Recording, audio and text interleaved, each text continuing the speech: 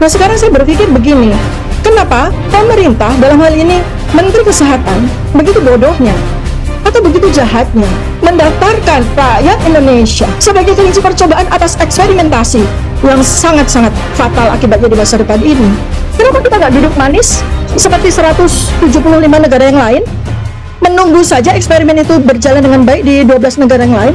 Kenapa kita mesti ikut di dalam eksperimen ini? Siapa yang diuntungkan dalam eksperimen ini? Sekarang mau coba berikan kepada Adam pemahaman tentang Wolbachia. Wolbachia itu apa sesungguhnya? Ya, tadi pagi Bapak Ibu semuanya, saya memberikan webinar ini ya. Jadi saya membicarakan tentang nyamuk sintetis atau nyamuk Wolbachia ini.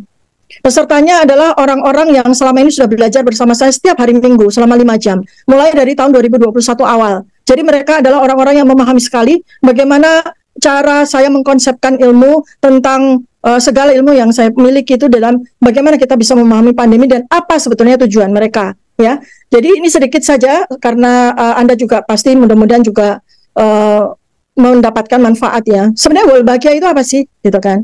Wolbachia itu sebetulnya adalah tangan Tuhan.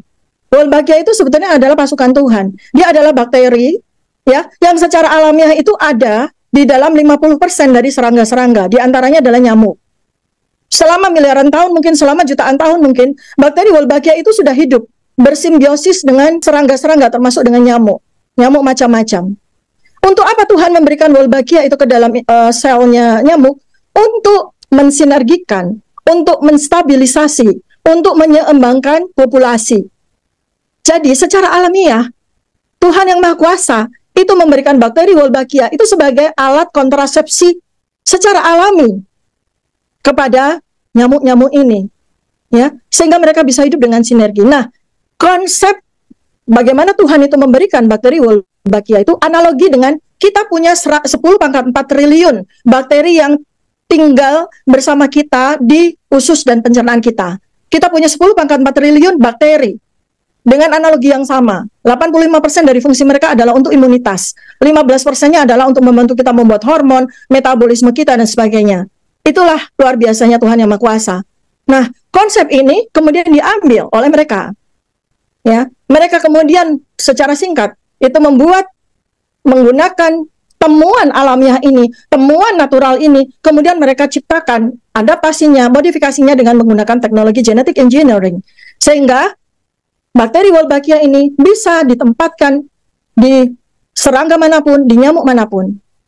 Ya, jadi sebetulnya bakteri Wolbachia ini enggak cuma kemarin, enggak cuma sejak 2016 ketika kemudian World Mosquito Program ya bersama Bill Gates sebagai investor dan penyandang dana research untuk UGM dan semuanya.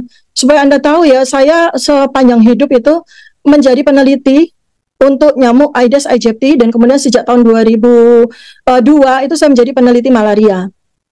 Sejak dari UGM kemudian saya bertempat di satu kawasan endemik malaria dan di situ saya menjadi peneliti dan saya diminta oleh beberapa badan internasional untuk meneliti nyamuk malaria. Lalu kemudian saya bekerja sama dengan beberapa universitas internasional juga. Saya punya site di Papua Barat dan di NTT. Saya bertahun-tahun di sana. Jadi nyamuk ini menjadi teman baik saya selama puluhan tahun. Dan ketika konsep Wolbachia ini sebetulnya saya sudah tahu lama. Cuman ketika kemudian genetic engineering, CRISPR-Cas9 ya itu mulai masuk, itu saya sudah tidak terlibat di situ. Jadi pengetahuan saya tentang nyamuk, bagaimana menggunakan bakteri Wolbachia dan sebagainya itu sebagai teman baik dari nyamuk-nyamuk itu sudah lama saya ketahui.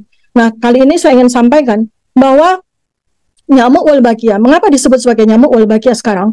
Karena dengan genetic engineering ya, dengan menggunakan pisau Cas9 namanya ya, pisau Cas9, gennya Wolbachia ini disisipkan ke dalam gennya nyamuk, sehingga nyamuk itu dinamakan nyamuk Wolbachia. Kenapa mereka lakukan itu? Supaya mereka bisa satu mengembangbiakkan sebanyak mungkin tanpa harus menggunakan konsep breeding antara nyamuk jantan dengan nyamuk betina. Mereka bisa lakukan itu di laboratorium dan berapa banyak mereka bisa produksi nyamuk itu mereka bisa atur sebutuhnya mereka ya. Dan yang kedua, tentu saja jauh lebih baik karena mereka bisa melakukan kontrol terhadap gen-gen yang kemudian menjadi bentuk dari nyamuk itu. Nah, dari sini maka Anda bisa tahu bahwa dengan gene editing, bahwa dengan CRISPR-Cas9 ini apapun material genetik dari apapun, apakah itu virus, apa organisme yang lain itu bisa dimasukkan ke dalam bagian dari satu organisme. Dalam hal ini adalah nyamuk.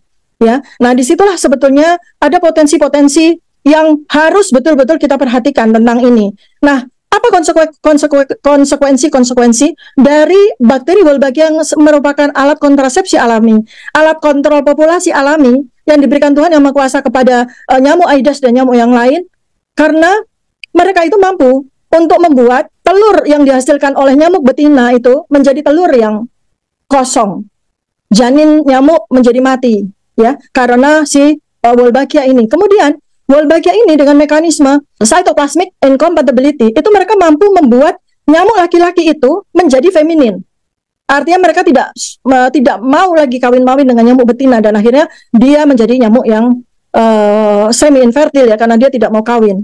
Nah, kemudian mereka juga melakukan modifikasi dengan sperma dari nyamuk laki-laki itu sehingga tidak bisa melakukan pembuahan kepada sel telur dari nyamuk betina. Itulah caranya mereka mereduksi dan mengontrol populasi dari nyamuk. Nah, bayangkan kalau konsep-konsep ilahiyah ini, konsep-konsep pengaturan populasi, konsep-konsep siapa bayi yang mati dan siapa yang terus dilahirkan, bayi-bayi nyamuk di sini, itu kemudian diekstrapolasi, kemudian dielaborasi kepada manusia. Apa yang terjadi, teman-teman? Jadi saya rasa eksperimen ini sebetulnya nothing but seperti waktu COVID dulu. Ini adalah eksperimen untuk menguji suatu metode, suatu teknologi yang nanti akan menjadikan metode itu bisa digunakan oleh organisme apapun, baik yang satu sel seperti bakteri sampai yang 100 triliun sel seperti manusia. Itu konsep yang ingin saya sampaikan kepada Anda semua. Jadi dengan ini Anda sudah mulai memahami kan sinergi dengan apa yang tadi saya sampaikan. Mereka mau mengatur kita, bukan cuma sekedar apa yang harus, apa yang tidak, dari sisi sosial, dari sisi politik, dari sisi ekonomi. Bahkan sampai badan kita pun mereka atur dengan metode-metode yang sekarang ini mereka eksperimentasikan dengan makhluk-makhluk yang kecil.